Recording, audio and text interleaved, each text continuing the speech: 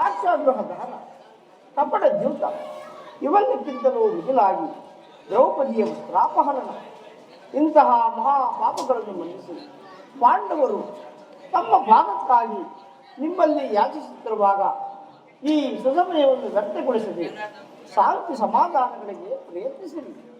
ಅವರ ಸಂದೇಶದೊಡನೆ